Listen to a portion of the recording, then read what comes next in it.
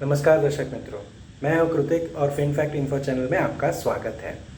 तो दोस्तों, अगले सप्ताह गणेश चतुर्थी का पर्व शुरू हो रहा है और आज हम प्रार्थना करते हैं गणेश चतुर्थी के पर्व पे गणेश विघ्नहर्ता आपके सारे विघ्न का हरण करें और आपके घर में सुख शांति समृद्धि की प्राप्ति हो। तो दोस्तों, आज का टॉपिक है एसआईपी। तो आज हम जानेंगे क्या है एसआईपी, क्यों करना चाहिए एसआईपी में निवेश, कैसे कर सकते हैं और उसके फ़ायदे क्या क्या है। और भी रोचक जानकारी आपको मिलती रहेंगी। Please like, share and subscribe. अगर एसआईपी के बारे में और भी कुछ जानकारी जानना चाहते हैं तो प्लीज़ कमेंट कीजिएगा, हम उस पर वीडियो ज़रूर बनाएंगे। तो आइए चलिए जानते हैं एसआईपी के रोचक जानकारियों को। हेलो दोस्तों, फिनफैक्ट इन्फो चैनल में आपका फिर से स्वागत है। तो चलिए आइए देखते हैं एसआईपी के बारे में कुछ रोचक जानकारियाँ। तो दोस्तों, सबसे पहले देखते हैं एसआईपी क्या है। एसआईपी फुल फॉर्म रहता है सिस्टमेटिक इन्वेस्टमेंट प्लान। इसका मतलब है एक पर्टिकुलर प्लानिंग के साथ एक इन्वेस्टमेंट आप शुरू करते हैं और रेगुलरली कर रहे हैं, इसी के लिए हम इसको एसआईपी कहते हैं। तो ये कैसे होता है एसआईपी? तो ये एक स्ट्रेटेजी, इन्वेस्टमेंट स्ट्रेटेजी है जो अलग अलग म्यूचुअल फंड हाउसेस के द्वारा चलाई जाती है म्यूचुअल फंड में इन्वेस्ट करने के लिए। तो ये म्यूचुअल फंड हाउसेस क्या है? तो अलग अलग बैंक्स रहते हैं, प्राइवेट या पब्लिक सेक्टर बैंक रहते हैं।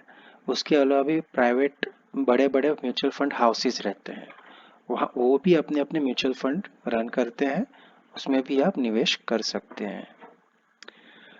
और इसमें एक फिक्स अमाउंट ऑफ मनी हम इन्वेस्ट करते हैं। मतलब अगर आपने हर महीने या कभी भी आपको लगता है कि मैं 500 रुपया से या 1000 रुपया से 1500 रुपया से हर महीने या महीने में दे सकता हूँ, तो बस उससे शुरू कीजिए इन्वेस्टमेंट और म्यूचुअल फंड में इन्वेस्ट करना शुरू कर दीजिए। और दोस्तों, कैसे म्यूचुअल फंड, क्या कोई किस तरह के होते हैं म्यूचुअल फंड, अगर उसकी जानकारी अगर आपको चाहिए तो आप कमेंट में ज़रूर की बताइए, हम इसका वीडियो ज़रूर बनाएंगे।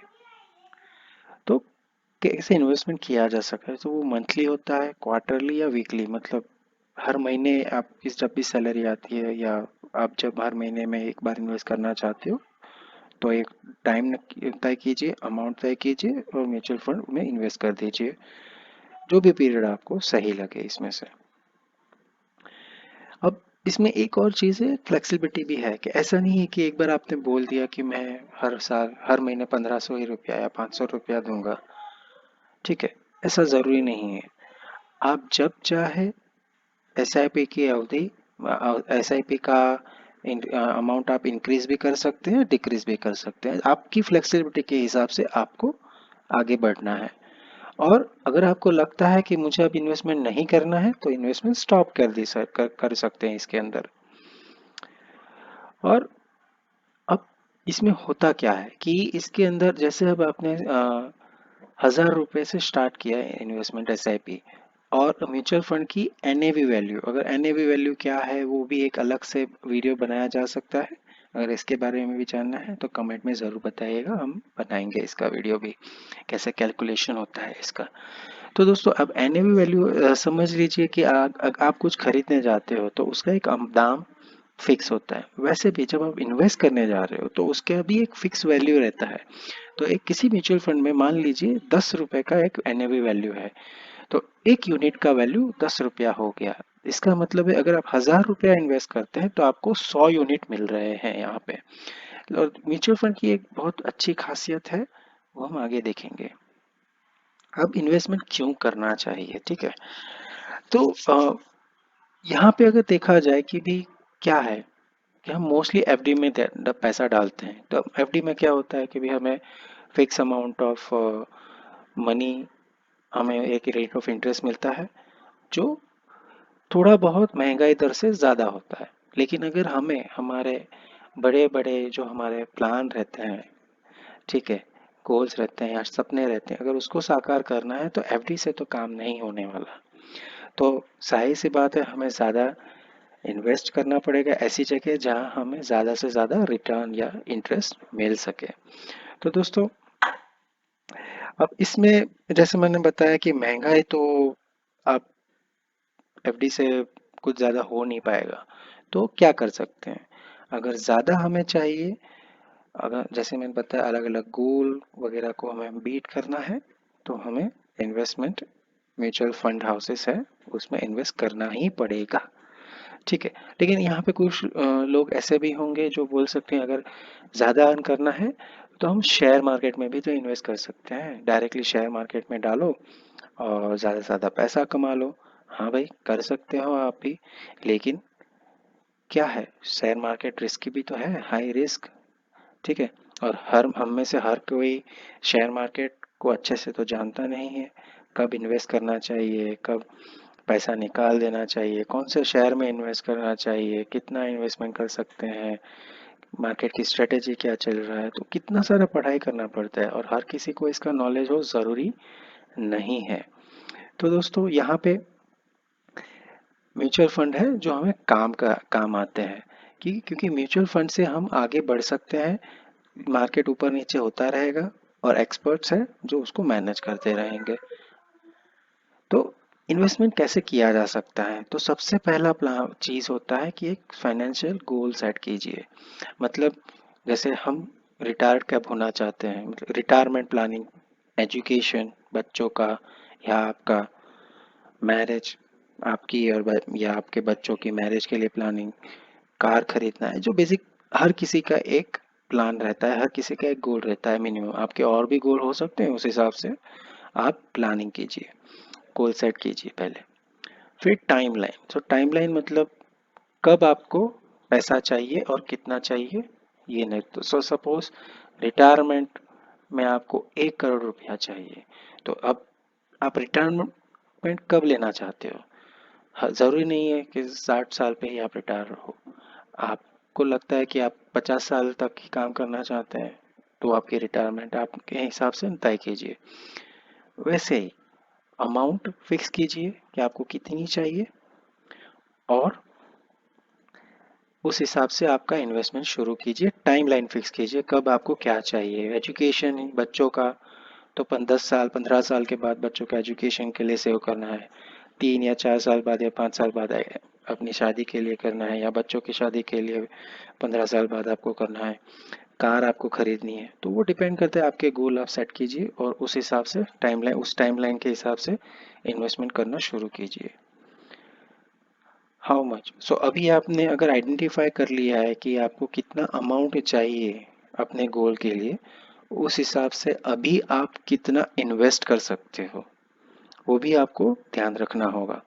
कि ज़रूरी नहीं है कि आज की तारीख, अगर 1 करोड़ चाहिए तो आज की तारीख में अगर आपको 10,000 हर महीने डालना है, इन्वेस्ट करना पड़ेगा, तो और आप तो कर ही नहीं पाओगे इतना ज़्यादा, ऐसा लग रहा है। तो घबराइए नहीं, मिनिमम से शुरू कीजिए। जैसे जैसे एज बढ़ती है, आप अपना सैलरी भी बढ़ा, आपका एक्सपीरियंस बढ़ता है, सैलरी बढ़ती है, तो वैसे वैसे इन्वेस्ट भी करना, इन्वेस्टमेंट भी बढ़ा सकते हो आप। ऐसा कुछ ज़रूरी नहीं है कि अभी से वही वही करना है, धीरे धीरे बढ़ाएंगे ज़्यादा तो अचीव हो भी जाएगा। Select proper mutual fund based on the point of power. So अब यहाँ पे अगर बोला, यहाँ पे पहले 3 पॉइंट है, तो उस हिसाब से आपको म्यूचुअल फंड तय करने हैं। तो दोस्तों ये भी एक अलग इसके ऊपर एक बहुत ही अच्छा वीडियो बनाया जा सकता है, अगर आप इंटरेस्टेड हैं तो मैं ज़रूर बनाऊंगा, कमेंट्स में बताइएगा। तो म्यूचुअल फंड मतलब रिटायरमेंट के लिए अब लंबी अवधि है, तो इक्विटी, रिटायर, बहुत अलग अलग तरीके के म्यूचुअल फंड्स आते हैं, तो उस हिसाब से आपको म्यूचुअल फंड सेलेक्ट करना है। लेकिन दोस्तों इतना ध्यान रखना है, जो भी म्यूचुअल फंड है, जो भी अमाउंट है, जो भी आप कर रहे हो, वो एक अच्छे से डिस्कस कीजिए आपके फाइनेंशियल प्लानर के साथ, या जिसको आप अच्छे से भरोसा करते हैं कि वो आपको सही सलाह देंगे, उनके साथ डिस्कस कीजिए और तभी म्यूचुअल फंड पे सिलेक्ट करके इन्वेस्टमेंट शुरू कीजिए। मिनिमम जैसे मैंने बताया था पहले भी कि 500 रुपया मिनिमम रहता है इन्वेस्टमेंट का, और आप एसआईपी स्टार्ट कर सकते हैं।